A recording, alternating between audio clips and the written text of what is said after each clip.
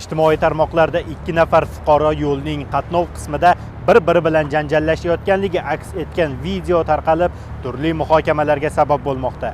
Mazkur holat yuzasidan quyidagilarni ma'lum qilamiz. Joriy yilning 6-yanvar kuni Shayxontohur tumanining aynan mana shu Islom Karimov ko'chasida ikki nafar haydovchi, ya'ni BYD hamda Nexia 3 rusumli avtomashinalar haydovchilari o'rtasida o'zaro yo'l talashish oqibatida janjal yuzaga keladi. Janjal oqibatida zarar ko'rganlar yoki tan jarohati olganlar yo'q.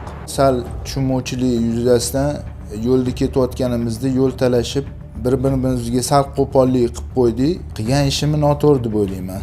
O'shaning uchun uzr so'rayman, boshqa qaytarilmaydi. Odamlarga yo'lda qoida bilan yurishini, bunaqa ishlarga hech aralashmaslik, urushmasdan to'g'ri yurishini xohlayman. Ozgina shu yo'l talashib qoldik aka bilan. Tirbandlikda ro'y berib qoldi. Endi hamma asabiy.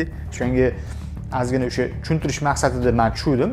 Shu ozgina oyog'im toyib ketganda qo'llari bilan ushlaganlari keyin ajratishganligi o'sha joy tushib qolgan endi. Ajratishganda ham masalan u yoq o'tib ketgandan keyin men o'zlarini chaqirib shu joyini ko'rsatib, men o'tib ketmasam bo'lmas edi aka, qisilib qolardim yerdan deb to'g'ri tushuntirib o'zlariga keyin o'sha men og'aynimni qarindoshi bo'lib chiqdilar, gaplashib ozgina qolib, beshlashib keyin ketganmiz. Oqibati og'ir bo'lar ekan. Endi og'ir bo'ladi, qanaqa o'ziga og'ir qilar ekan. Iloji bor bo'lsa umuman gaplashib, unaqa janjallashdan yiroq bo'lib turish kerak ekan.